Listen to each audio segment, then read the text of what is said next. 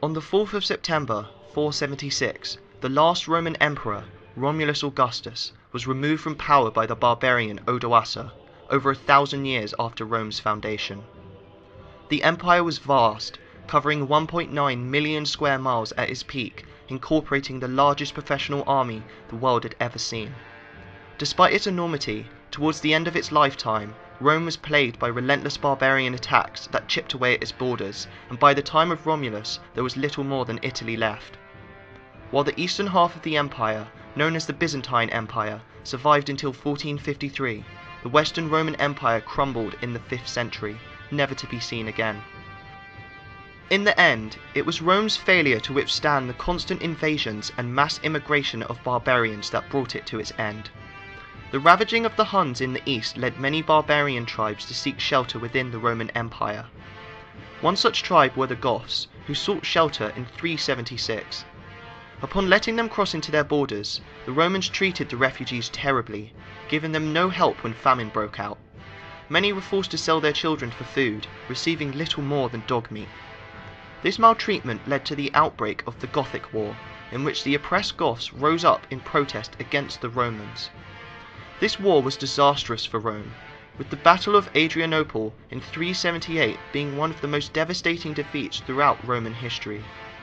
Here, the Goths led a rebellion against the Eastern Emperor Valens at Adrianople, located in modern-day Turkey. Valens was completely overwhelmed, leading to a mass rout in which 2/3 of the Roman army were killed and the emperor himself was slain. The Gothic War was concluded by Emperor Theodosius I, who allowed the Goths to settle in the empire.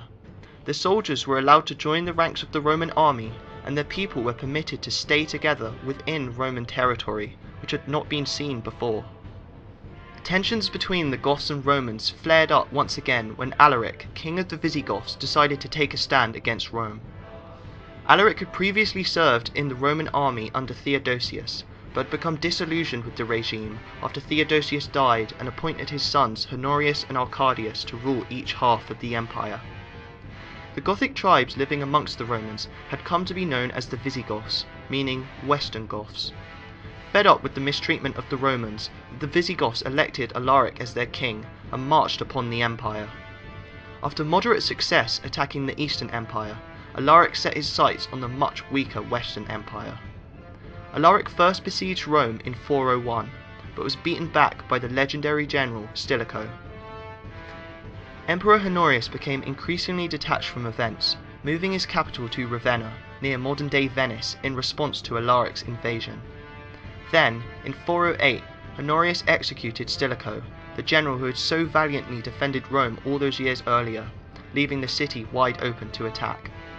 Alaric returned later in the year and besieged Rome until its starving citizens agreed to pay a great ransom and install a rival emperor to represent Alaric in negotiations with Honorius.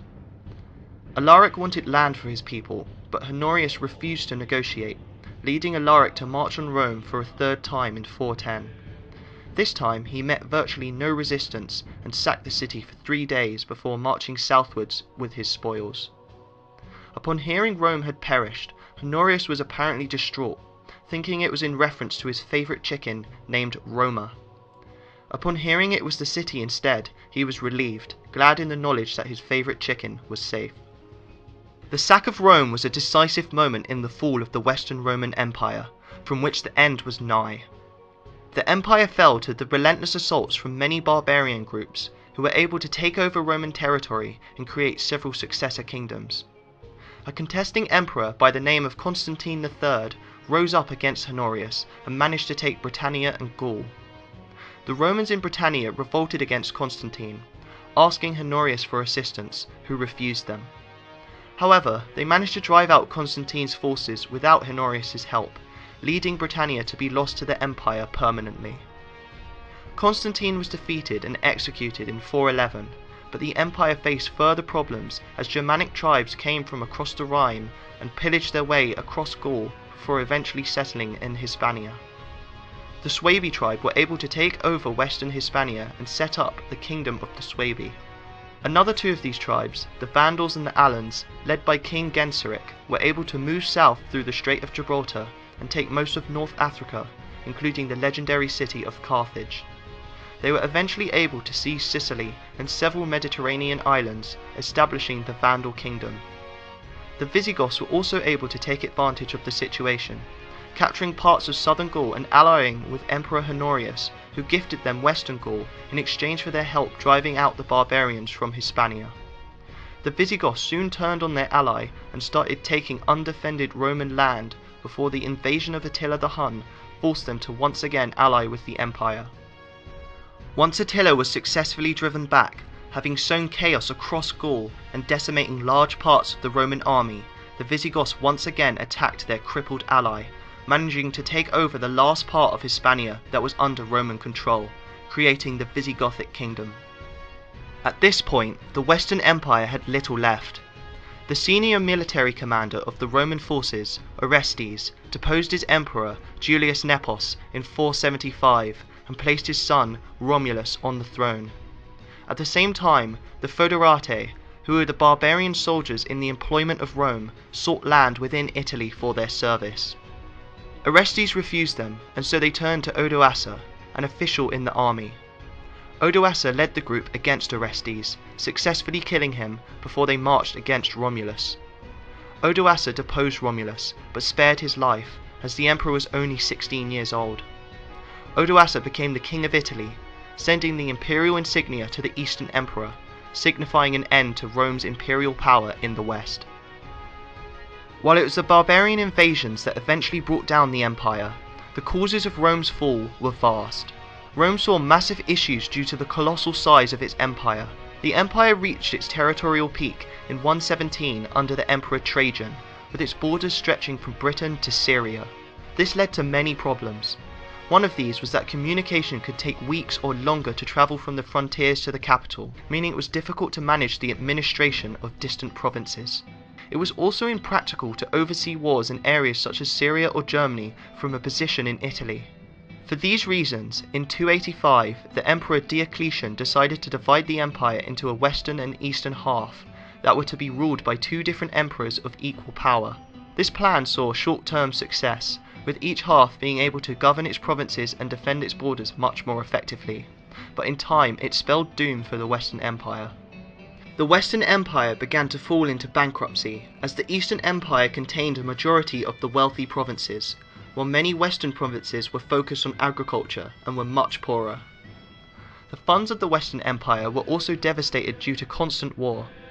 Whether it was barbarians at the gates or internal civil wars, the Western Empire was in an almost continuous state of conflict and therefore required a very large army. This army ate heavily into the budget of the state, leading development of infrastructure and civil projects to be put on the sidelines in favour of military expenditure. Rome's economy was also driven by slave labour. After the expansion of Trajan, further emperors acted much more defensively and sometimes lost more land than they gained. This lack of expansion meant that no new people were conquered, and therefore there was no steady supply of slaves to fuel the economy. This caused the economy to collapse, as it could no longer sustain itself. A lack of funds meant the state had much less money to spend on the army, causing there to be a shortage of professional legionaries.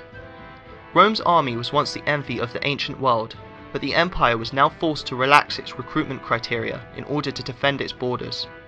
Known as Foederati, barbarian units were allowed into the legions, and foreign mercenaries were hired to support the army. These new soldiers had often never stepped foot inside Rome and cared little for it. They were loyal to their commanders, their wages, and their people, not the empire, leading many to turn on Rome when it was profitable. Another issue plaguing the empire was ineffective leadership. Many of the later emperors were incredibly out of touch, possibly because the capital was moved away from Rome, first to Mediolanum in 286 and later to Ravenna in 402. Succession often passed to children as well, leading to several incompetent emperors who had only attained the position through birthright. The last emperor, Romulus, was only 16 when he was deposed and provided little resistance to the invading barbarians. The aristocracy grew incredibly powerful due to low taxes, with some acquiring more wealth than the central government. This led them to effectively control weaker emperors who desperately needed their money, with profit taking priority over matters of state. With such a corrupt and ineffective leadership, it is no wonder the population and many of the new barbarian soldiers had little faith in their rulers. It has also been argued that Christianity played a role in the decline of the empire. Christianity was legalized in 313 and became Rome's official religion in 380. The fact that Christianity had a single god was drastically opposed to Roman methods of control. When conquering new land, the Romans would often incorporate local gods into state religion, allowing them to be worshipped by locals or likening them to an existing deity and merging the two. This was an effective tool of Romanization, slowly integrating the newly conquered into Roman society. Having multiple gods also allowed the Roman emperors to be worshipped as gods, and it was from this that they gained a lot of their legitimacy. The first emperor, Augustus, deified his adopted father, Julius Caesar, and proclaimed himself as the son of a god. Christianity could not allow this, however, leading to the loss of a significant amount of authority for the emperors and making the process of integrating new people much more difficult. While the empire fell in 476, Rome's legacy lived on far past this date. The empire managed to survive territorially, with the Byzantine Empire keeping the Roman East alive until its fall in 1453 to the Ottomans. The empire even saw a resurgence of sort in the west, with Charlemagne, king of the Franks, being crowned the Holy Roman Emperor in 800 AD. Roman culture has had a tremendous effect on the Western world, with many European languages seeing their roots in Latin, such as French, Spanish and Italian. Rome's religion, Latin Christianity, also saw complete dominance over the medieval West, with the Pope serving as a figurehead for all of Europe from his seat in Rome. Roman technology and infrastructure also helped greatly in the development of Europe in the Middle Ages, with many Roman towns still being important today, such as Londinium, the predecessor to London. So while the empire fell with Romulus, its influence has persisted throughout history, marking it as one of the most impactful empires to have ever existed.